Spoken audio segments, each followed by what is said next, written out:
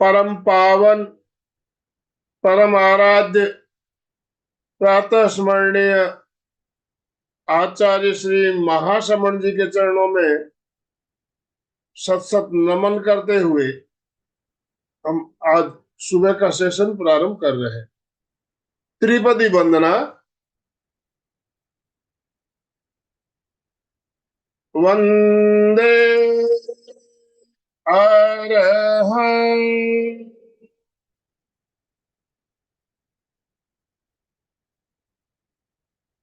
वंदे गुरुवरं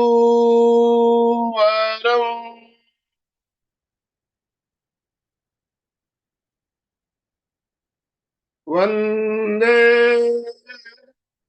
सच्चं।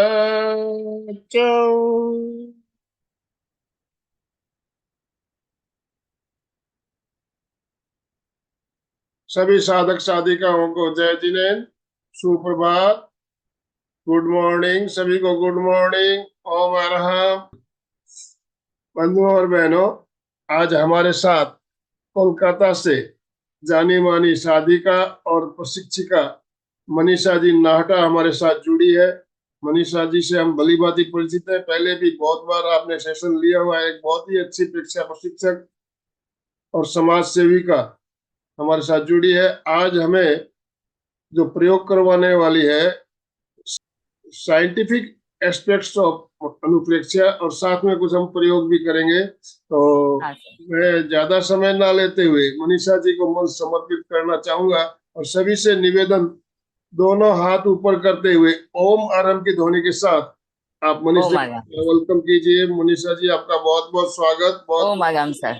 ओम अरहम, ओम अरहम, ओम Arham sir. Yes, ओम अरहम। वंदे गुरुवरम, वंदे गुरुवरम, वंदे गुरुवरम। MP के सभी साधकों को मेरा सादर जय जिनेन्द्र। और सर, आपका बहुत बहुत आभार कि आप हमें ये मौका देते हैं कि आज की ये सेशन अटेंड करने का। तो आज हम लोग शुरू करेंगे। आज जो ये प्रेक्षा ध्यान साधना का जो ये आज फ्राइडे का सेशन है, आज इसमें हम लोग अनुप्रेक्षा के विषय में जानेंगे कि व्हाट इज अनुप्रेक्षा। और हमें गुरुदेव महाप्रज्ञ जी ने हमें एक बहुत बड़ा वरदान दिया, यह है कि उन्होंने कभी यह नहीं कहा कि आध्यात्म में ही बहते चले जाओ। उन्होंने हमें यह समझाया कि पहले शरीर को समझो, शारीरिक स्थितियों को समझो, उसके बाद आप किस प्रकार अपने शरीर और आत्मा के बीच के संबंध को स्थापित कर सकते हो, उसे समझाया। तो उसके लिए उन्होंने प्रेक्षा ध्यान पद्धति का आविष्कार किया, या समझिए कि उसे आगमों से फिर से निकाल के हमें बतलाया। प्रेक्षा ध्यान पद्धति में एक और प्रयोग आता है अनुप्रेक्षा और भावना का। अनुप्रेक्षा का अर्थ क्या होता है कि हमें प्रेक्षा ध्यान में हम लोग कहते हैं कि देखिए, बार बार देखिए किसी विषय को। अनुप्रेक्षा में देखने और जानना, ये होता है हमारा प्रेक्षा ध्यान। और अनुप्रेक्षा में हमने जो प्रेक्षा ध्यान साधना के समय हमने जो कुछ भी देखा, उसका हम बार बार अनुचिंतन करते हैं, चेतना के स्तर तक उसे पहुंचाते हैं, उसे प्रेक्षा ध्यान कहते हैं, में अनुप्रेक्षा का प्रयोग कहते हैं।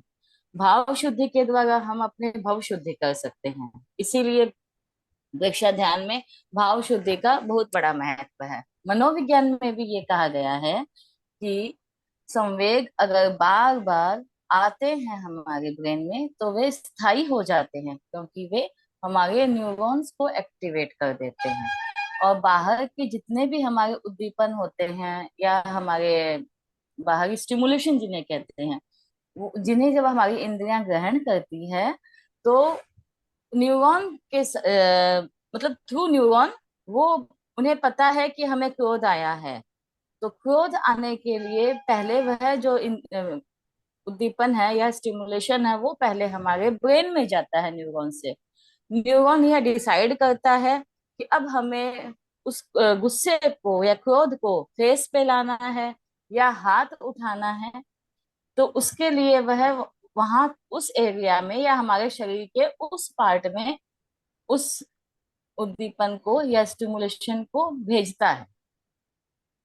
तो इसमें हमारे शरीर के भीतर जो हमारे संवेग है वे हमारे में हमें किस प्रकार परिवर्तन लाते हैं, ये मैं आज आप लोगों को साइंटिफिक वे में समझाती हूँ। संवेग या समझिए क्या बोलते हैं, संवेग तीन तरह के होते हैं हमारे। पहला होता है शारीरिक। मान लीजिए हमें दर्द हुआ, तो ये बात हमें हमारा ब्रेन कैसे बताएगा? उस जगह पे जहां दर्द हो रहा है वो भीतर में ही शारीरिक अवयव जो हैं वो हमारे भाव या स्थिति पैदा करते हैं। वो हमारे मस्तिष्क को बताते हैं कि हमें दर्द हो रहा है, तो उस एरिया में हमें तकलीफ समझ में आती है। परिस्थिति जन्य जैसे बाहरी या आंतरिक स्थितियां हैं जो हमारे संवेग के अंतर्गत हमारे मस्तिष्क के भीतर संवेगों का निर्माण करती है। जैसे हमें असफलता हुआ व्यापार में किसी को, या घाटा लगा, या किसी मतलब बाहरी किसी प्रकार का दुख हुआ, इस तरह से। और ज्ञानात्मक अवयव के अंतर्गत हमारे मस्तिष्क का अनुभव जो किसी भी उद्दीपन के कारण होता है, जैसे किसी भी प्रकार के खतरे का आभास हमें पहले से हो जाता है, वह हमारे ज्ञान के उद्दीपन के कारण, ज्ञानात्मक संवेगों के कारण होता है।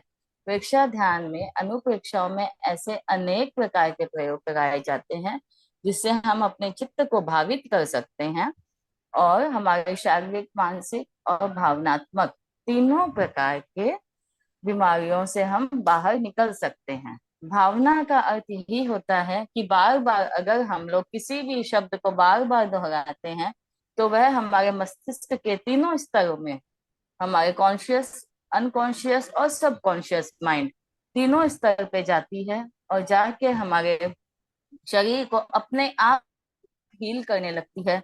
हमारी बाहरी बीमारियां, चाहे वो मनोकायिक बीमार मनोरोग की बीमारियां हो या शरीर की बीमारियां हो, वो दोनों अपने आप ठीक होने लग जाती है। जर्मनी में आजकल, अमेरिका में वो तो काफी ऐसे चले हैं इंस्टीट्यूट जहाँ पे बीमारियों का इलाज कभी भी दवाइयों से होता ही नहीं है। साइंस क्रिश्चियन सोसाइटी बोल के एक अमेरिका में एक ये सोसाइटी है जहाँ पे लोग अपने कैंसर तक की, सर्दी खांसी बुखार, अर्थराइटिस या जितनी भी बीमारियां हैं, इनका तो इलाज वो लोग करते ही हैं अनुप्रेक्षाओं के द्वारा। बार बार वे स्वयं को भावित करते हैं कि मैं दुख प्राप्त करने के लिए नहीं पैदा हुआ हूँ, ये बीमारियां मेरी स्थायी नहीं है। इस प्रकार की अनुप्रेक्षाओं का प्रयोग करके वे लोग बार बार अपने आप को भावित करते हैं और स्वयं को, खुद को हील कर लेते हैं। क्योंकि हमारा जो सबकॉन्शियस माइंड है, बहुत हम लोग मतलब कॉन्शियस माइंड जो है हमारा, समझिए वह एक पार्ट है, और सब कॉन्शियस माइंड माइंड हमारा वन नौ नौ पार्ट है। अगर 10 को अगर हम डिवाइड करें तो हमारा सिर्फ एक पार्ट ही हमारे हम ब्रेन का इस्तेमाल करते हैं। 9 भाग तो हमारा सोया हुआ पड़ा है, और उसमें इतनी असीम शक्तियां हैं कि अगर हम उन्हें जागृत कर लें तो हम स्वयं अर्हता को प्राप्त कर सकते हैं। दूसरा है हमारा कि अगर हम लोग सब कॉन्शियस माइंड को प्रिपेयर कर लेते हैं तो हमारी भावनाएं अपने आप हमारे शरीर के भीतर न्यूरॉन्स के माध्यम से घुलती चली जाती है। कारण कि वो जो श्रावों का परिवर्तन होता है, आचार्य श्री महाप्रज्ञ तुलसीगण ने जब ये प्रेक्षा गीत बनाया तो उसमें सब बहुत बड़ी एक लाइन लिखी, बदल जाते हैं रसायन ग्रंथियों के भाव, बदलते व्यवहार सारे बदलते हैं भाव। और उसके कारण हमारे व्यवहार में परिवर्तन आता है। रसायनों का, श्राव का परिवर्तन हमारे भावों को बदलता है। भाव हमारे भव शुद्धि को बदल देते हैं। हमारी भावना का तात्पर्य यह है कि चेतन मन को सुला देना और हमारे अवचेतन मन को जागृत करना।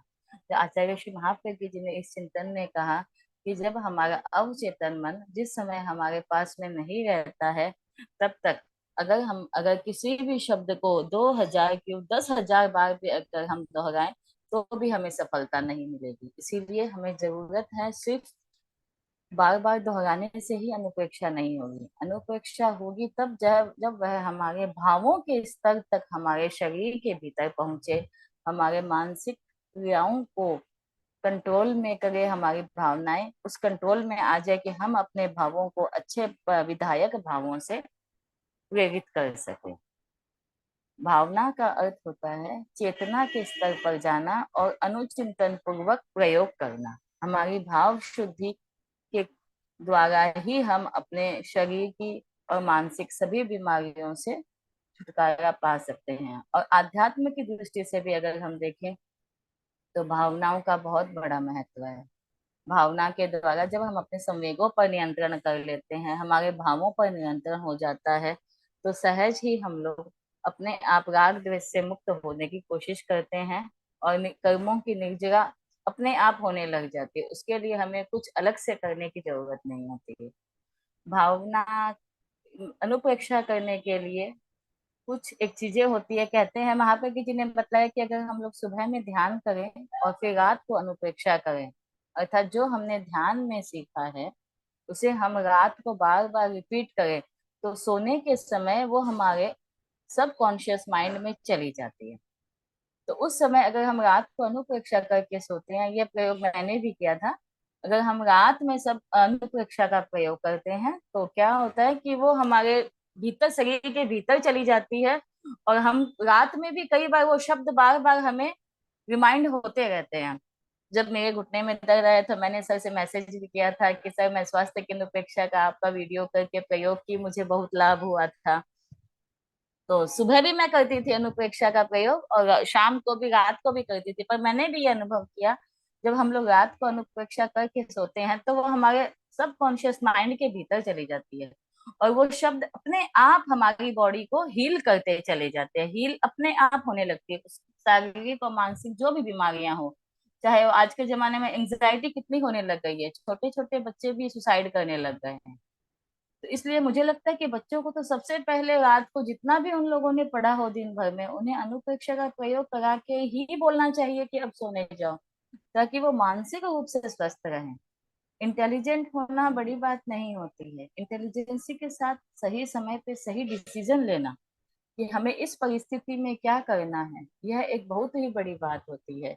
इसके लिए हमें सबसे पहले अनुप्रेक्षा के बारे में जानना चाहिए और समझना चाहिए। और विधायक चिंतन के कारण व्यक्ति हमेशा खुश रहता है। अनुप्रेक्षा का प्रयोग करने से हमारे शरीर के भीतर जो भी रासायनिक परिवर्तन होते हैं, उससे हमारे शारीरिक, मानसिक और भावनात्मक तीनों दृष्टि का विकास होता है। क्योंकि अगर हम मान लीजिए सहिष्णुता की अनुप्रेक्षा करें या ऋजुता की करें, अनित्य की करें, बार बार एक ही बात से स्वयं को अगर हम भावित करते रहें कि मैं शरीर नहीं हूँ, मैं आत्मा हूँ, यह शरीर नित्य धर्मा नहीं है, सब कुछ अनित्य है, अनित्य है, तो फिर हमारे भीतर में राग के भाव, द्वेष के भाव या मोह के भाव बहुत कम हो जाएंगे।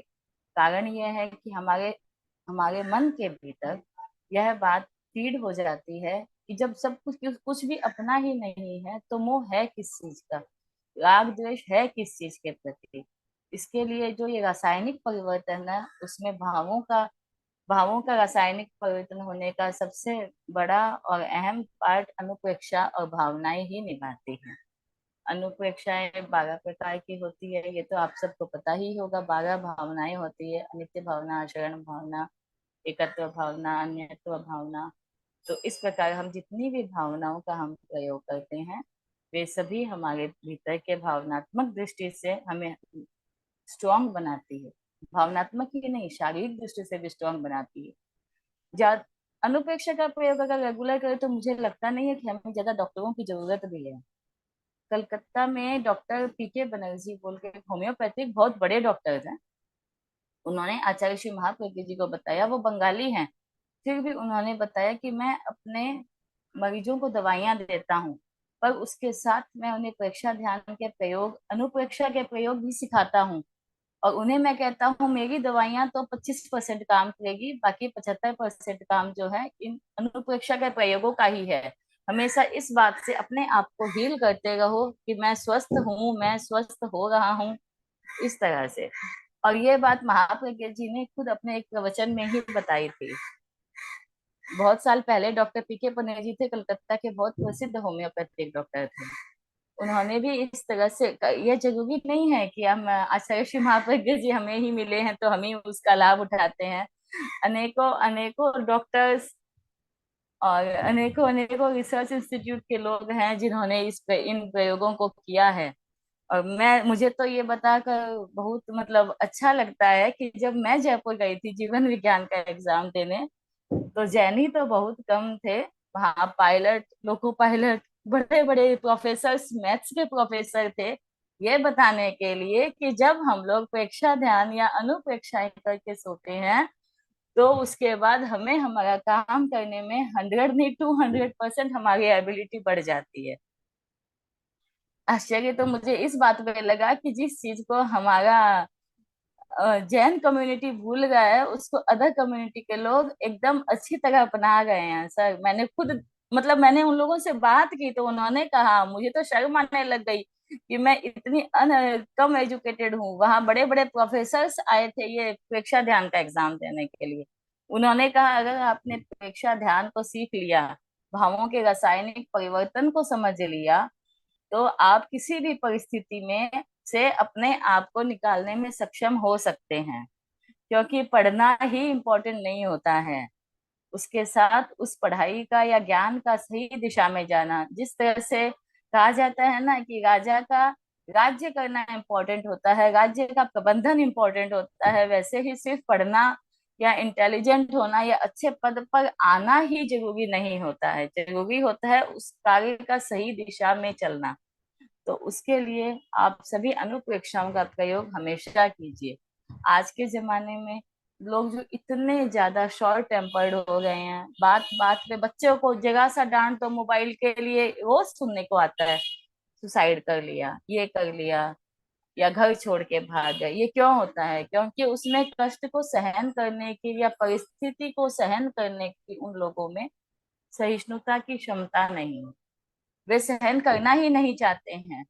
और महाप्रज्ञ जी का एक कथन है, जो सहता है वही रहता है। इसीलिए अभी मतलब कलकत्ता में भी अभी 2-3 साल छोटे छोटे बच्चों के सुसाइड के केस हो गए हैं। Just because I quit, I can't do study, I am not able to do study. ये क्यों हो रहा है? क्योंकि उनमें सहिष्णुता नहीं है। परिस्थिति तो सब में आती है लेकिन उनमें सहन करने की क्षमता नहीं है। तो इन भावों के विकास के लिए मुझे लगता है अनुप्रेक्षा का प्रयोग सबसे ज्यादा स्कूलों में बच्चों को करानी चाहिए, और ऑफिसों में और हॉस्पिटल्स में सबसे ज्यादा करानी चाहिए, जहाँ पे उन्हें सहन करने की उनकी क्षमता का विकास हो सके, हर परिस्थिति को समझने का विकास हो सके। क्योंकि हमारे भीतर के जो रासायनिक परिवर्तन है, केवल यह नहीं है कि हमारा शरीर में हड्डियां हैं, मांस है या लीवर है, डाइजेस्टिव सिस्टम है, ये है वो है। उन सबसे ज्यादा जरूरी महाप्रज्ञ जी ने कहा वो है हमारा न्यूरो एंडोक्राइन सिस्टम। हमारी नर्वस सिस्टम और हमारी जो एंडोक्राइन ग्लैंड्स है, उनको मिला के जो हमारा न्यूरो एंडोक्राइन ग्लैंड बनता है, सिस्टम बनता है, अगर हम उसे संतुलित कर लेते हैं तो हमारे भीतर के रासायनिक परिवर्तनों के द्वारा हम हमारे भीतर की किसी भी बीमारी, चाहे वो शारीरिक हो, मानसिक हो या भावनात्मक हो, उन तीनों से हम निकल सकते हैं। आज के युग में हम देखते हैं कितने बड़े बड़े एक्टर्स होते हैं या बहुत जो पैसे वाले होते हैं, अपने सफलता के चरम शिखर पर आकर भी वो लोग सुसाइड कर लेते हैं। कारण भावनाएं, उनके भीतर की भावनाएं जो है बहुत ज्यादा मतलब ऐसी हो जाती है कि उन्हें अपनी परिस्थितियों से उन्हें लड़ने की उनमें क्षमता नहीं रहती है। कारण कष्ट सहिष्णु नहीं है, या उन्हें यह समझ में नहीं आता कि उन्हें सही समय पर क्या डिसीजन लेना है। मुझे लगता है भावनाओं के प्रयोग से हमारे भीतर कुछ ऐसी शक्तियों का विकास भी हो जाता है जो हमें सही टाइम पर सही डिसीजन लेने के लिए हमेशा तैयार रखती है। भावना में मुझे लगता है कायोत्सर्ग एक ऐसा पॉइंट है या एक ऐसी जगह है जहां आकर के हम अपने शरीर को अपने आप हील कर लेते हैं। कायोत्सर्ग के अंदर जब हम लोग शिथिल हो जाते हैं, एकदम शिथिलता विद अवेयरनेस, या रिलैक्सेशन विद अवेयरनेस, ये एक ऐसी स्थिति आ जाती है हमारी जब हमारे भीतर का जो सबकॉन्शियस माइंड है वो जागृत हो जाता है। उस स्थिति में आकर अगर हम लोग कायोत्सर्ग के अंदर अपने ही शब्दों को बार बार फीड करें अपने ब्रेन के अंदर, तो वो जो हमारे शब्द हैं वो हमारे भीतर चले जाते हैं और वो शिथिलीकरण की स्थिति के अंदर हमारे जो साइकोसोमेटिक बीमारियां और तनाव हैं वो अपने आप ठीक हो जाती है। हमें कोई जरूरत नहीं होती है कि हम कायोत्सर्ग के अंदर जब हम लोग अलग से कोई दवाइयां लें। आजकल जो ये दवाइयां चल रखी है, ये जो एंजाइटी होगी, उनको लेने से शरीर की जो नसें हैं वो अपने आप धीरे धीरे बंद होना शुरू हो जाती है, क्योंकि उन लोगों का कहना है कि बीमारियां ठीक नहीं करना है, उन नसों को ही बंद कर दो। अगर वो नसें ही बंद हो गई तो बीमारियां ही नहीं रहेगी। तो वहां तो प्राण की धारा एकदम ही रुक जाती है। उस जगह को हील करने का सबसे बढ़िया और सबसे सही उपाय है कायोत्सर्ग। कायोत्सर्ग के बाद जब हम लोग जाते हैं अनुप्रेक्षा के प्रयोग के लिए, तो हमारा पूरा सबकॉन्शियस माइंड जागृत रहता है। और ठीक उस समय जब हम अपने भीतर के विधायक भावों को जागृत करते हैं और हमारे भीतर के हम जितने भी अच्छे भाव है उनसे स्वयं को भावित करते हैं, तो ये सारी भावनाएं हमारे भीतर जा करके हमें अच्छे और सही हमें इसका रिजल्ट मिलता है। तो चलिए अब हम सब अनुप्रेक्षा की तैयारी करें। सभी अपने अपने सुविधा पूर्वक आसन का चुनाव कर लें। आसन का चुनाव कर लें सभी। वज्रासन, सुखासन। आज हम सब सहिष्णुता की अनुप्रेक्षा करेंगे और परिस्थितियों से किस प्रकार हम अपने आप को भावित कर सकें और स्वयं सही परिस्थितियों में सही निर्णय ले सकें, इसकी हम तैयारी करते हैं। चलिए सभी आसन का चुनाव करें। मुद्रा, हाथों की मुद्रा, वीतराग मुद्रा या ज्ञान मुद्रा। 5 बार महाप्राण ध्वनि का प्रयोग। श्वास भरें, श्वास छोड़ते हुए महाप्राण ध्वनि भंवरे के समान गुंजन करें। श्वास भरें।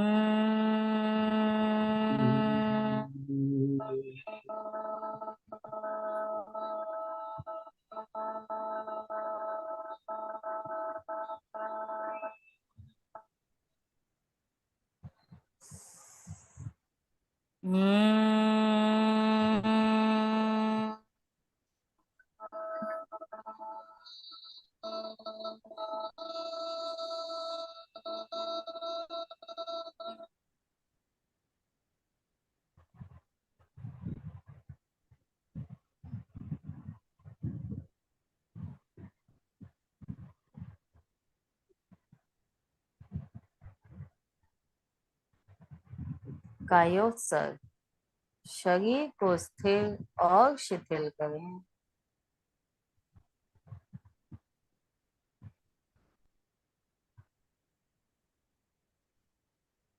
हलन चलन न करें। पूरी स्थिरता।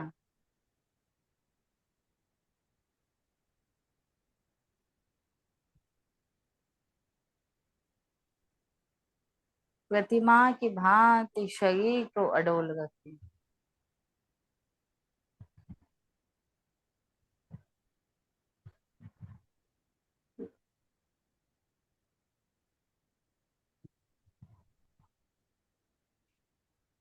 अनुभव करें पूरा शरीर शिथिल हो जाए।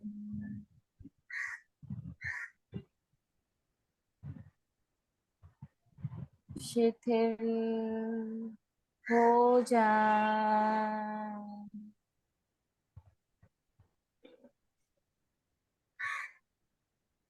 शिथिल हो जाए।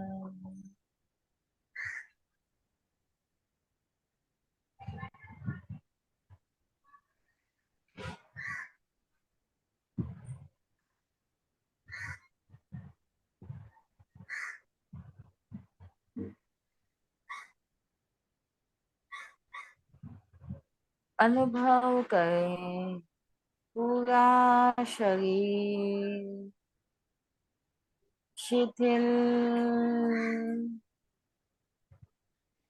हो रहा है।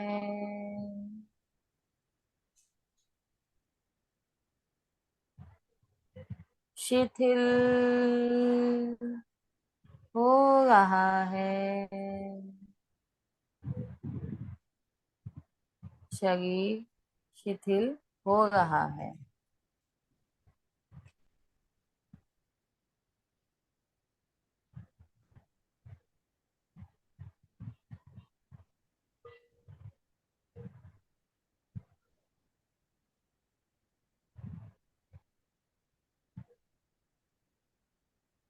अनुभव करें पूरा शरीर शिथिल हो गया है।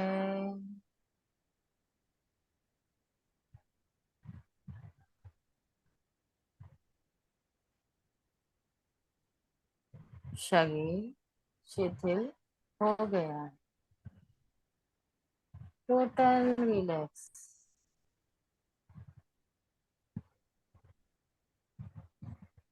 पूरे ध्यान काल तक कायोत्सर्ग की यह मुद्रा बनी रहे।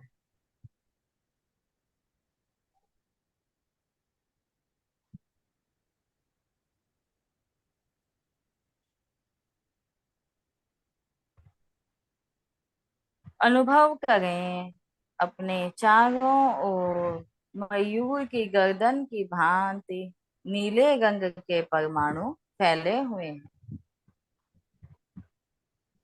चमकता हुआ नीला रंग।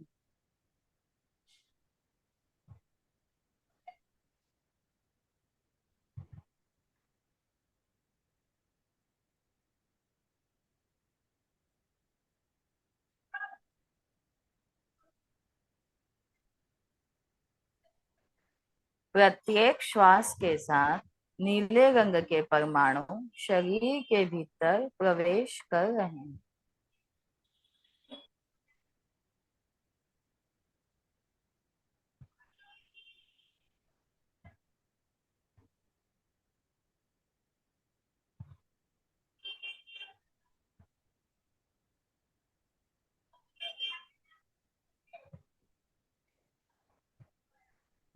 नीले रंग के परमाणु चमकता हुआ नीला रंग।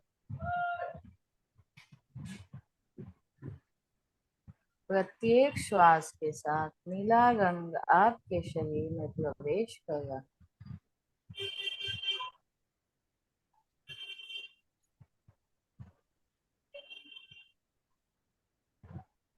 चित्त को विशुद्धि केंद्र कंठ के भाग पर ले जाएं।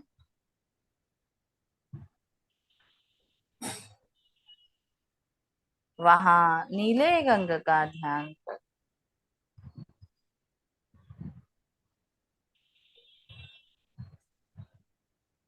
चमकता हुआ नीला रंग।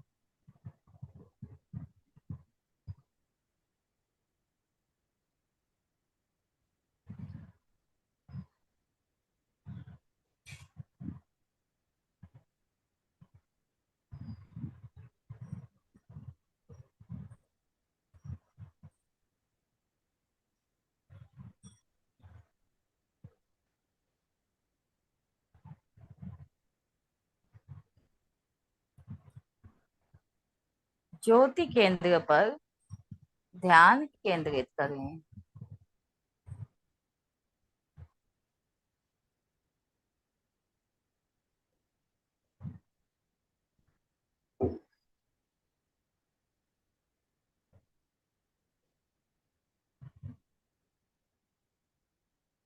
अनुप्रेक्षा करें। सहिष्णुता के भाव पुष्ट हो रहे हैं। मानसिक संतुलन बढ़ रहा है। सहिष्णुता के भाव पुष्ट हो रहे हैं। मानसिक संतुलन बढ़ रहा है।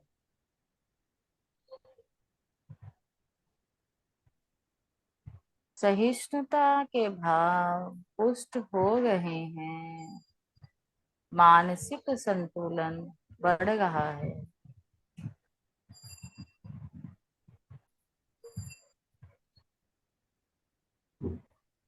सहिष्णुता के भाव पुष्ट हो रहे हैं। मानसिक संतुलन बढ़ रहा है।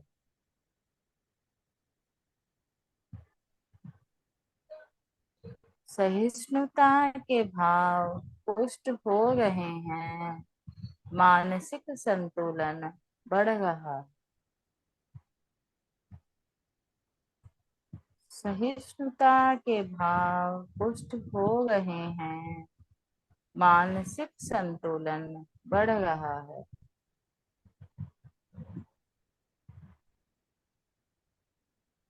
सहिष्णुता के भाव पुष्ट हो रहे हैं। मानसिक संतुलन बढ़ रहा है।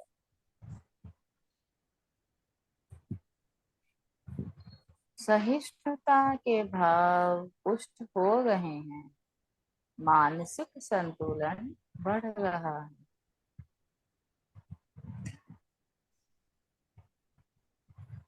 सहिष्णुता के भाव पुष्ट हो रहे हैं। मानसिक संतुलन बढ़ रहा है।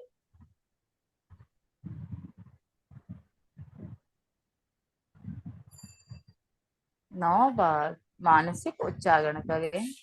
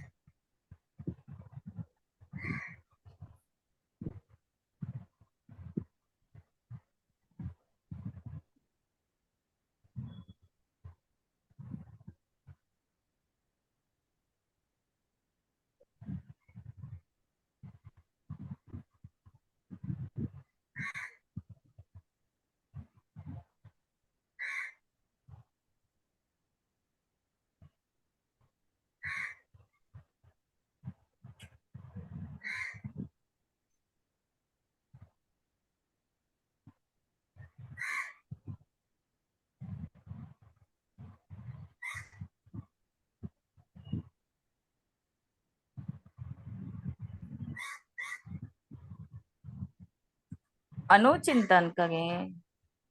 ऋतु जनित संवेदन मुझे प्रभावित करते हैं, किंतु इनके प्रभाव को कम करना है। रोग जनित संवेदन प्रभावित करते हैं, किंतु इनके प्रभाव को कम करना है।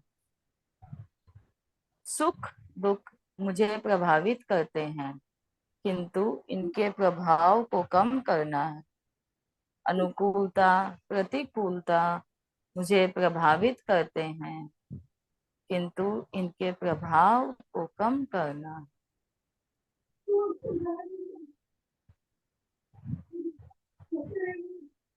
विरोधी विचार मुझे प्रभावित करते हैं, किंतु इनके प्रभाव को मुझे कम करना है।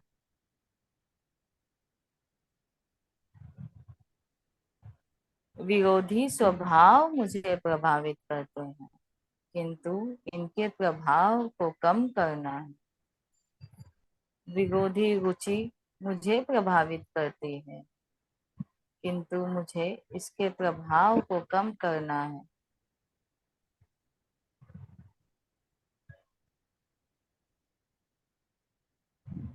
ये संवेदन मुझे प्रभावित करते हैं, किंतु इनके प्रभाव को कम करना है। यदि इनका प्रभाव बढ़ा तो मेरी शक्तियां क्षीण होगी। जितना इनसे कम प्रभावित होंगी, उतनी ही मेरी शक्तियां बढ़ेगी। चिंतन करें, अनुचिंतन करें। जितना इनसे कम प्रभावित होंगी, उतनी ही मेरी शक्तियां बढ़ेगी।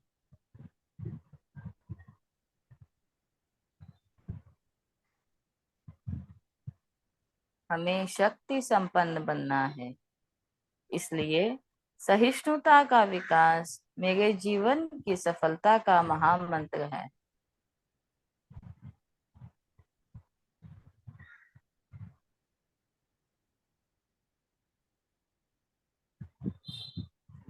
सहिष्णुता का विकास मेरे जीवन की सफलता का महामंत्र है।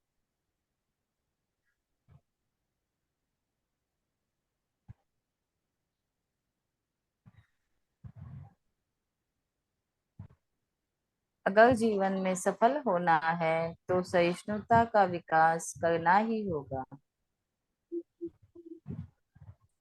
स्वयं को इन भावों से भावित करें, चिंतन करें, अनुचिंतन करें।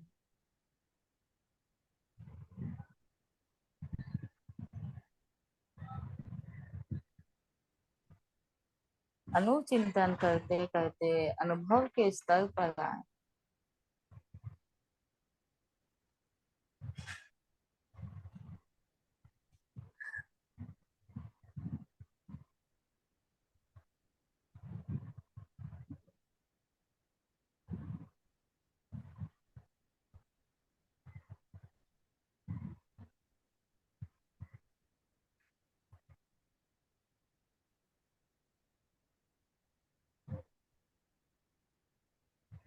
मैं शक्ति संपन्न बनूं, इसके लिए मुझे सहिष्णुता का विकास करना है। सहिष्णुता का विकास करना।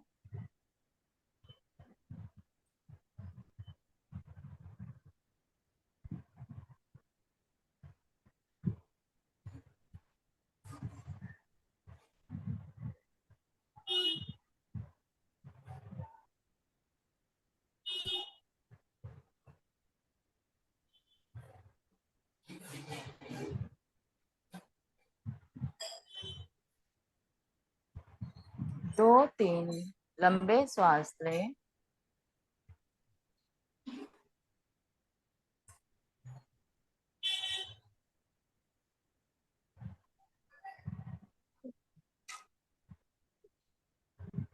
सभी के हाथ आनंद केंद्र पर। एक बार सभी शरण सूत्र का उच्चारण करेंगे। अरहन्ते शरणं पवज्जामि, सिद्धे शरणं पवज्जामि, साहू शरणं पवज्जामि, केवलीपन्नतं धम्मं शरणं पवज्जामि।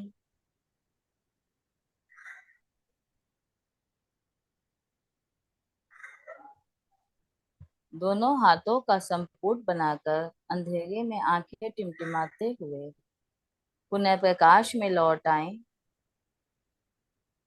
1 मिनट का मौन, कुछ न करें, केवल जिस विषय के बारे में चिंतन किया है उसके ऊपर फिर से अनुचिंतन करें।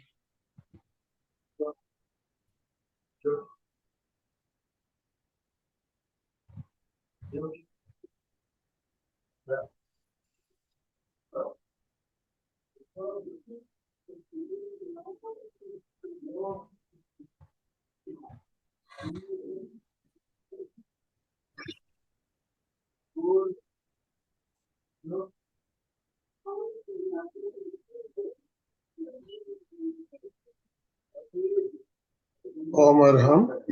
ओम अगम। आज समय तो है सर, तो किसी को अगर कुछ पूछना हो तो। हाँ, बिल्कुल। कोई जिज्ञासा हो तो आप हैंड राइज कर सकते हैं। आप अपने अनुभव भी साझा कर सकते हैं, फीडबैक दे सकते हैं। रीता जी ने हैंड राइज किया हुआ है। रीता जी, यस, बोलिए।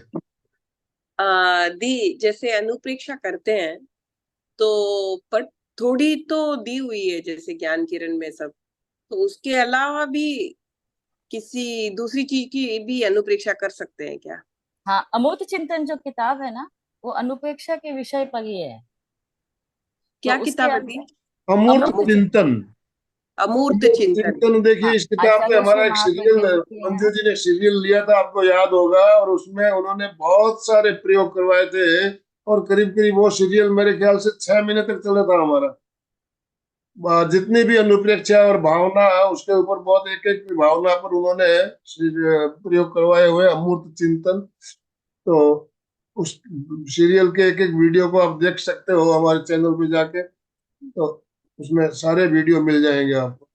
और अगर आप चाहें तो एक ही लिंक के द्वारा सारे वीडियो आपको मिल सकते हैं। मैं लिंक आज शेयर करता हूँ आपको, सारे हाँ वीडियो आप देख पाएंगे। और एक डाउट है, जैसे अभय की अनुपेक्षा करते हैं तो गुलाबी रंग है, हम्म। तो जैसे आपने आज सहिष्णुता की कराई तो नीला रंग है, तो ये कलर कैसे डिसाइड होता है? तो हम अलग से करेंगे तो कलर को कैसे चूज करें हम? वो आचार्य श्री महाप्रज्ञा जी ने ही हमें बताया है कि कब किस कलर को करने से। इसके लिए इसके साथ आपको रंगों का विज्ञान भी समझना पड़ेगा। अच्छा। हर एक रंग का अपना अलग महत्व होता है। तो रंग विज्ञान को अगर हम समझ लेते हैं तो उसके साथ हमें समझ में आता है कि इस रंग का क्या महत्व है। हर एक, जिस तरह हर शब्दों का अपना महत्व होता है ना, जब हम शब्द को बार बार रिकॉल करते हैं तभी वह मंत्र बनता है। मंत्र जब हमारे भावना के स्तर तक आ जाता है तब वह अनुप्रेक्षा बन जाता है। वो हमारे भावों का विकास करता है, भावों में परिवर्तन लाता है। उसी तरह हर एक रंग का अपना अलग महत्व होता है। जैसे हम लोग ज्योति केंद्र पर श्वेत रंग का ही ध्यान क्यों करते हैं? ज्योति केंद्र ही एक ऐसा स्थान है जहां पर सिर्फ श्वेत रंग का ही ध्यान होता है। तो उसका भी एक हम्म। रीजन है। एक तो कि पीनियल जो ग्लैंड है वो श्वेत रंग की ही है, व्हाइट कलर की ही है, चावल के दाने के जितनी। और वो हम्म। एक जो वहां अगर हम श्वेत रंग का ध्यान करते हैं, अगर आप योग की भाषा में देखो तो शिव जी के मस्तक पे भी चंद्रमा था। तो सफेद चंद्रमा ही क्यों था? उन्होंने और कुछ क्यों नहीं धारण किया? तो हर एक चीज का एक पर्टिकुलर रीजन होता है कि वहां पे अगर हम पीनियल ग्लैंड को अगर हम लोग श्वेत रंग से भावित करते हैं तो हमें शांति मिलती है, या हमारा क्रोध शांत होता है। हर एक रंग का अपना अपना महत्व है, हर एक रंग की अपनी अपनी फ्रीक्वेंसी है, अपना अपना वाइब्रेशन है। उसे समझने के लिए हमें रंगों के विज्ञान को समझना पड़ेगा। बिल्कुल। Right right. Thank you thank you. हाँ, ओ लक्ष्मी मगर। लता जी, लक्ष्मी लता जी कोलकाता से हमारे साथ जुड़ी हुई है। जय जिनेन्द्र सर। आज बहुत ही अच्छी अनुप्रेक्षा कराई और ये समसामयिक भी है। वैज्ञानिक पक्ष अनुप्रेक्षा का समझना बिल्कुल जरूरी है। और आज आज का वातावरण जैसा हो गया है बच्चों में, जैसे महाप्रज्ञा जी ने भी कहा है कि 8 साल के बाद बच्चों के रासायनिक परिवर्तन या हार्मोनल चेंजेस आते हैं। तो ये जो समय है टीनेज का, उस समय से पहले अगर हम प्रशिक्षित कर देते हैं बच्चों को तो कंट्रोल हो सकता है, लेकिन बाद में बच्चों में कंट्रोल करना बहुत मुश्किल है। इस विषय पर कुछ आप बताएं प्लीज। बिल्कुल, देखिए जैसे संस्कार दिए जाते हैं बचपन में वैसे ही संस्कार, तो ये देखिए स्कूलों में जो पढ़ाया जाता है उससे ज्यादा हमें जो माताएं हैं उनके लिए बहुत जरूरी है कि वो खुद प्रयोग करें और बच्चों को सिखाएं। जब तक हम खुद प्रयोग नहीं करेंगे तो हम बच्चों को सिखा नहीं पाएंगे। तो हम जो अनुप्रेक्षा एग्जैक्टली। करते हैं तो पहले हमें खुद सीखना है, फिर हम बच्चों के साथ बैठकर छोटे छोटे प्रयोग, बहुत सारे प्रयोग है, जीवन विज्ञान में भी बहुत से प्रयोग बताए जाते हैं। तो जिन्होंने जीवन विज्ञान में एमए किया हुआ है उनको पता है बच्चों को किस तरह के प्रयोग बताने चाहिए। तो ऐसे जीवन साइंस ऑफ लिविंग हमारा एक बहुत ही सुंदर विषय है जो हर किसी के लिए, हर किसी के लिए, बच्चे बूढ़े जवान सबके लिए। तो हमारे ऐसे सेशन होते रहते हैं, बच्चों के लिए भी हम सेशन लेते रहते हैं, छोटे छोटे प्रयोग करवाते रहते हैं। तो जरूरी है पहले हम खुद ट्रेनिंग लें और फिर हमें अपने परिवार के साथ मिलकर उन प्रयोगों को करें। ओ मगम सर, एक्चुअली मैं ये कहना चाहूंगी सर कि जैसे हमारे जैन योग में बताते हैं कि जब तक हमारी आत्मा सिद्ध नहीं हो जाए तीन शरीर हमारे साथ रहते हैं। तो पिछले जो कर्म है वो हमारे साथ आते ही हैं, ये तो निश्चित है। तो मान लीजिए हमें एक आवेश आया सुसाइड करने का या कुछ भी गलत कार्य करने का, आवेग तो आता है। लेकिन जब हमारे भीतर हम अनुप्रेक्षाओं के द्वारा अपने भीतर के रसायनों का परिवर्तन कर लेते हैं, विपाक आएगा लेकिन उसका जो प्रभाव है वह नहीं घटित होगा। व्यक्ति में ठीक है आएगा, एंजाइटी आएगा, पर वो उस स्टेज तक नहीं पहुंच पाएगा कि उसे सुसाइड ही करना पड़े। वो उससे ओवरकम होने की अपने आप कोशिश करेगा, क्योंकि उसके भीतर के जो रासायनिक स्राव है उन्होंने उसे कुछ भी निषेधात्मक कार्य करने से उसी समय उसे रोक लिया कि नहीं यह कार्य तुम्हारे लिए गलत है। जी यह सब सारा जो खेल है ये सब रासायनिक परिवर्तनों का ही है। जहां हमारे रसायनों के परिवर्तन हुए, भाव परिवर्तन हुए, वहीं हमारी भाव शुद्धि होनी शुरू हो जाती है। बिल्कुल तो बिल्कुल। देखिए आचार्य हमारे जो प्रेक्षाचार्य के 5 सूत्र बताए गए उसमें दूसरा सूत्र ही है प्रतिक्रिया विरति। हाँ हाँ प्रतिक्रिया, तुरंत प्रतिक्रिया। जब जो प्रेक्षया ध्यान का साधक होगा उसको पता है कोई भी विचार आ रहे हैं उसका तुरंत रिएक्शन नहीं करना है। वो कुछ चिंतन करेगा, कुछ समय सोचेगा, तो फिर वो जो भीतर से जो भाव आ रहे हैं वो शांत हो जाएंगे। तो प्रतिक्रिया विरति एक ऐसा सूत्र है जिसे अपना कर हम सारी समस्याओं को हम दूर कर यस। सकते हैं। बहुत सुंदर प्रयोग है, एक सूत्र दिया गया है प्रतिक्रिया विरति। हाँ सर। कोमल जैन सूरत से। जय जिनेन्द्र। बहुत ही सुंदर आज का प्रयोग आपने करवाया। मैं भी अनुप्रेक्षा करती रहती हूँ और प्रेक्षा ध्यान के प्रयोग भी अपने घर में सबको करवाती हूँ। तो मुझे ये लग रहा है कि सच में ये सब प्रयोग करने से हमारे जीवन में बहुत ज्यादा परिवर्तन होने लगता है। घर का वातावरण भी पूरी तरह से बदल जाता है। और मुझे एक चीज पूछनी थी कि जो आप ये अनुप्रेक्षा का हमें प्रयोग करते हैं हम लोग, तो हमें मानसिक करना चाहिए या वाचिक करना चाहिए के बारे में थोड़ा। कल ये ये मैंने प्रश्न मैंने राजेंद्र जी से पूछा था, तो राजेंद्र जी ने जो जवाब दिया था मैं वो जवाब आपको सुना देता हूँ। वाचिक से ज्यादा प्रभाव होता है मानसिक। आप मन ही मन कोई चीज को दोहराते हो तो वो हमारे सबकॉन्शियस माइंड तक जल्दी पहुंचता है। कल का जो मेरा प्रश्न राजेंद्र जी से यही था कि हमें वाचिक करना चाहिए या मानसिक। कल का सेशन आपने अटेंड किया होगा, तो जी राजेंद्र जी ने क्या जवाब दिया था जरूर सुना होगा आपने। तो मानसिक एकाग्रता पूर्वक जो मानसिक हम सजेशन देते हैं वो ज्यादा बेहतर होते हैं। आप बातचीत भी करते हो तो मंद आवाज में बिल्कुल एकाग्रता पूर्वक करना चाहिए। एकाग्रता जरूरी होती है और एकाग्रता जो मानसिक करते हैं तो ज्यादा आती है, ऐसा राजेंद्र जी ने भी कहा था, मेरा भी ये मानना। अनिल जी बेंगानी। जय जिनेन्द्र। मेरी जिज्ञासा ये थी कि धारणा और अनुप्रेक्षा में क्या फर्क है, क्या अंतर है मूलतः? हाँ मनीषा जी। हाँ। जैसे अपने योग की भाषा में बोलते हैं धारणा ध्यान और समाधि, वैसे ही हमारे यहाँ पे है प्रेक्षा अनुप्रेक्षा। धारणा और समाधि में कोई अंतर नहीं है, लेकिन जब हम लोग अनुप्रेक्षा के अंदर जब हम लोग भावों को अपने सबकॉन्शियस माइंड के भीतर देते हैं वो अनुप्रेक्षा होती है। और धारणा का अर्थ होता है एक ही शब्द को बार बार धारण करना। धारण करने से वो जो शब्द है वो हमारे सबकॉन्शियस माइंड के भीतर चले जाते हैं। योग की भाषा में हम धारणा ध्यान और समाधि के स्तर पर पहुंचते, उसी तरह हमारे प्रेक्षा ध्यान में कहते हैं ध्यान करो, प्रेक्षा ध्यान करो, अनुप्रेक्षा करो, फिर आप भावित होगे, तब आप साधक बनो। ओम राम। वृषाली जी। जय जिनेन्द्र।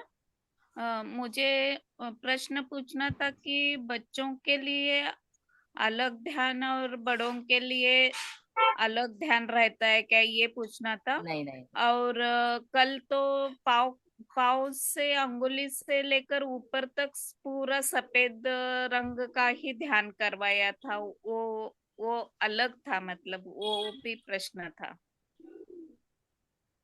जी सर आप बताओगे कि मैं? जी, देखिए जो देखिए आज जो प्रारंभिक स्टेज में है, जब हम ध्यान शुरू करते हैं तो हम भी बच्चों की तरह ही रहते हैं।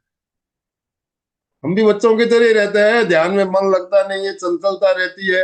लेकिन ज्यो ज्यो ध्यान सदता है, हम गहराई पे जाते हैं। तो बच्चे इतने चंचल रहते हैं, ये स्वाभाविक है, बच्चों की चंचलता स्वाभाविक है। तो बच्चों को छोटे छोटे प्रयोग करवाए जाते हैं, छोटे छोटे प्रयोग। और जो साधक होते हैं वो फिर लंबे प्रयोग करते हैं, ज्यादा देर तक। मुझे बहुत बार ऐसा मैसेज आता है, बोले आप 1 घंटे का ध्यान क्यों करवाते हो, 3 घंटे का क्यों नहीं करवाते हो, 3 3 घंटे का ध्यान करवाओ, ऐसा भी मैसेज आता है। भाई क्यों 3 घंटे का ध्यान ऑनलाइन पॉसिबल नहीं होता है, इतनी देर तक कोई रुकेगा भी नहीं। तो जो साधना में उतर जाते हैं उनको फिर डीप में जाने के बाद और लंबी साधना करने की इच्छा होती है। तो बच्चों का ध्यान का प्रयोग जो कराते हैं, छोटे छोटे प्रयोग होते हैं, बच्चों को सिखाया जाता है, ट्रेंड किया जाता है, और धीरे धीरे फिर उनको समय को बढ़ाना चाहिए। तो आपने जो कहा बच्चों को कौन से प्रयोग करवाने चाहिए, बच्चों के हिसाब से बहुत सारे प्रयोग है। महाप्राण ध्वनि का प्रयोग बच्चों के लिए सबसे बढ़िया बताया गया। महाप्राण ध्वनि 9 बार, 9 बार, फिर 27 बार, फिर धीरे धीरे बढ़ाए।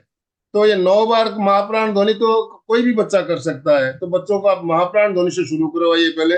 महाप्राण ध्वनि करेंगे तो एकाग्रता बढ़ेगी, याददाश्त बढ़ेगी, मेमोरी पावर बढ़ेगा, और बिल्कुल ध्यान के प्रति जागरूक रहेंगे।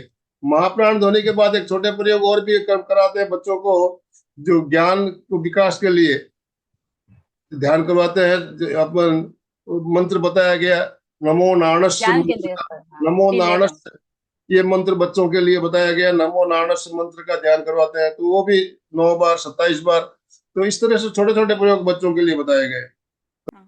दूसरा प्रश्न, कल सर ने जो सफेद रंग का पूरा शरीर पर किया था, हमेशा ऊपर की तरफ हम लोग सफेद रंग का ध्यान करवाते हैं। देखिए कल का प्रयोग जो था वो अरहम न्यास का प्रयोग था, और कल हमने विशेष प्रयोग किया था। ये प्रयोग बहुत गहरा प्रयोग है, और हर कोई जो जो साधना में, गहरी साधना में उतर जाते हैं उनको ही समझ में आता है। और जब आप करते हो प्रयोग, मैं तो जब ये प्रयोग पहले मैंने बेंगलोर में जब शिविर में गया था तो मोदी सर ने करवाया था, तो मुझे जैसे जैसे मैं शरीर के एक एक अंगों को सफेद रंग का ध्यान करते हुए ऊपर आ रहा था, तो मुझे ऐसा लग रहा था मेरा पूरा शरीर जो है मार्बल पत्थर का बनते जा रहा है, सफेद होते जा रहा है। धीरे धीरे धीरे धीरे धीरे धीरे पूरा शरीर में से मार्बल की मूर्ति की तरह हो गया, और एकदम स्थिर, हलन चलन बिल्कुल नहीं, पूरी जैसे प्रतिमा होती है सफेद। मुझे ऐसा अनुभव हुआ। तो आप भी अगर डीप में जाओगे तो आपको भी ऐसा महसूस होने लगेगा, पूरा शरीर अंदर से सफेद होते जा रहा है, और एकदम सफेद होते जा रहा है।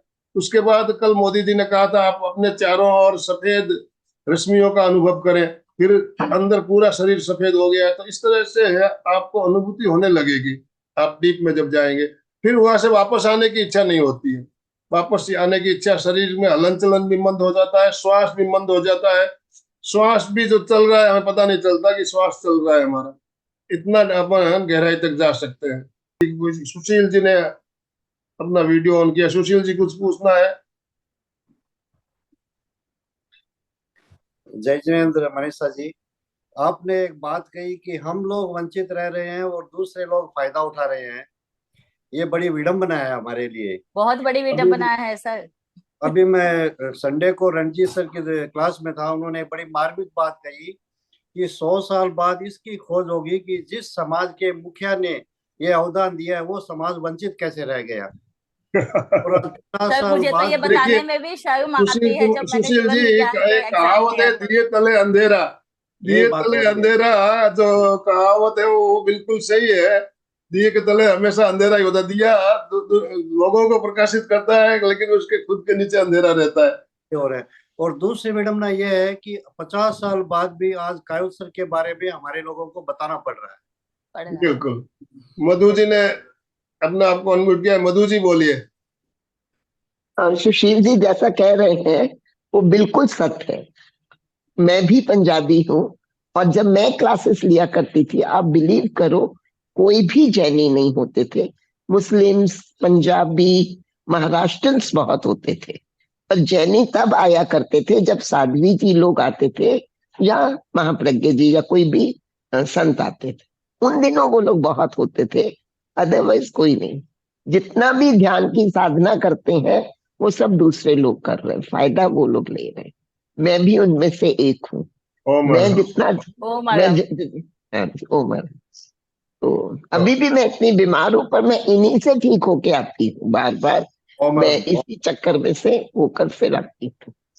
आप उम्र। विश्वास नहीं करेंगे सर, आप सबको बताते हुए मुझे शर्म आ गई है। साइंटिस्ट आए थे ये बताने के लिए कि अगर एक बार या दो बार कायोत्सर्ग या प्रेक्षा ध्यान का हम लोग प्रयोग कर लेते हैं तो कितने सारे रिसर्च है जो हम लोग आसानी से कर लेते हैं। बिल्कुल बिल्कुल, पायलट 100%। बोल गए हैं कि हम लोगों की ऐसी कई बार ट्रेजिक कंडीशन हो जाती है कि हमें समझ में नहीं आता है क्या करें, इसलिए हमें प्रेक्षा ध्यान करना पड़ रहा है।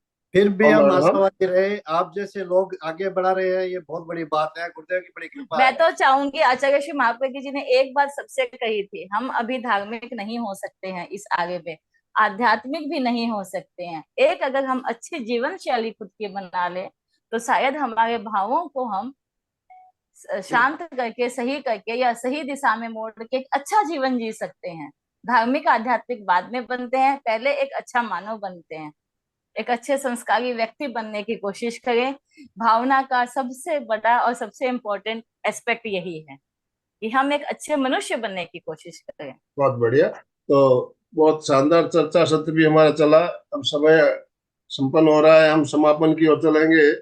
दोनों हाथ जोड़ते हुए, रीढ़ की हड्डी गर्दन सीधी रखते हुए, आंखों को बिना दबाव दिए कोमलता से बंद रखते हुए मेरे साथ साथ सभी उच्चारण करें। मैं चैतन्यमय हूँ, मैं आनंदमय हूँ, मैं शक्तिमय हूँ।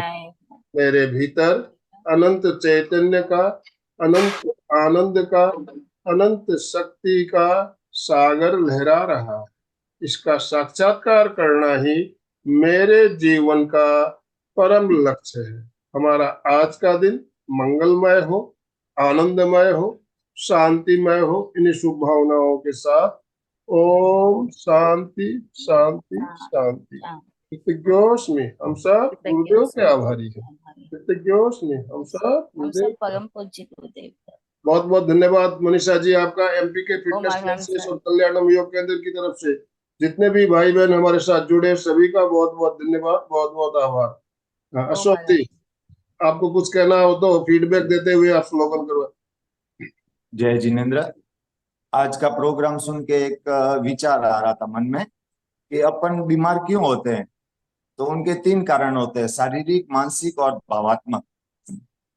और उसके सामने अपने इलाज को देखते हैं। तो जैसे आसन और प्राणायाम करते हैं अपन स्वस्थ रहने के लिए, तो मेरे हिसाब से वो स्वस्थ लोगों के लिए है कि बीमार नहीं पड़े, आसन और प्राणायाम करें। उसके बाद अपन एलोपैथी पे जाते हैं। तो कोई भी बीमारी होती है तो अपन एलोपैथी का उपयोग करते हैं। तो महाप्रज्ञ जी कई बार कहते हैं कि 15-20% इलाज ही अपने शारीरिक है और उसका इलाज ही दवाई से होता है। और उसके बाद में ऊपर का जो रोग बीमारी है वो है अपने भावात्मक, वो वाली। और उसका सबसे बड़ा इलाज ही प्रेक्षा ध्यान है। तो हम जहाँ प्रेक्षा ध्यान को जीवन में जितना उतारेंगे तो जो बड़ी बड़ी बीमारियां आ रही है उससे अपन बच सकेंगे। इसके बारे में आपका 1 मिनट लेना चाहिए। ओ मैडम, बहुत सुंदर बताया आपने। देखिए मालती जी ने कुछ सेशन हमारे एक पुस्तक पे लिए थे, भीतर का रोग भीतर का इलाज। तो वो एक ऐसी किताब है, भीतर का रोग भीतर का इलाज, जिसमें ध्यान के द्वारा हम कैसे अपना इलाज कर सकते हैं, बहुत सुंदर तरीके से बताया गया है। वो सेशन भी बहुत शानदार सेशन हुए थे। आपने उन वीडियो को देखा होगा, नहीं तो जरूर देखिएगा। चलिए। सर मैं एक इस पे छोटी सी एक बात बताना चाहूंगी। सबको एक बहुत कॉमन सी बात है जो हम लोग रोज करते हैं, जिससे हम बीमार होते हैं। डाइजेशन की प्रॉब्लम सबको है, ठीक है। आदत क्या है, मोबाइल टीवी बैठो और खाना खाओ। सबको आदत है, बच्चों को तो ये खास करके ये आदत है, लेडीज को भी ये आदत है, मोबाइल लेके खाना खाओ। अब इस समय में होता है क्या है, ब्लड तो चाहिए पैंक्रियास को। अब ब्रेन बोलता है हमको चाहिए, हम देख रहे हैं, हमको इंटरटेनमेंट चाहिए। अब ऊपर जाए कि नीचे जाए, इस लड़ाई में डाइजेस्टिव सिस्टम गड़बड़ा जाता है। तो ये एक छोटी सी बात है जो हम लोग ध्यान नहीं देते हैं। शरीर बीमार बिल्कुल इसलिए बिल्कुल। होता है, देखिए बहुत सी शरीर बातें बीमार हैं, इसीलिए बहुत सी होता है, बातें हम जानते हुए भी फॉलो नहीं करते। फॉलो नहीं खाना करते। खाते समय टीवी ऑफ होना चाहिए। खाना खाने के बाद 3 घंटा कुछ नहीं खाना चाहिए। एक बार खा लिया तो 3 घंटा बिल्कुल आराम देना चाहिए, तब हमारा डाइजेशन अच्छा होता है। लेकिन हम क्या है, खाना खाया थोड़ी देर बाद कोई चीज और मिली फिर खा लेते हैं, तुरंत खा लेते हैं। तो ये सब चीजें छोटी छोटी बातें हैं, तो हमें ध्यान रखने से हम निरोग रह सकते हैं। एक बार खाना खाया और जब तक पूरा तरह से हजम नहीं हो जाए तब तक हमें दूसरी चीज नहीं लेनी चाहिए। इस बात का भी हमें ध्यान रखना चाहिए। शरीर में 90% बीमारियां डाइजेस्टिव सिस्टम की गड़बड़ी से ही होती है। बिल्कुल बिल्कुल।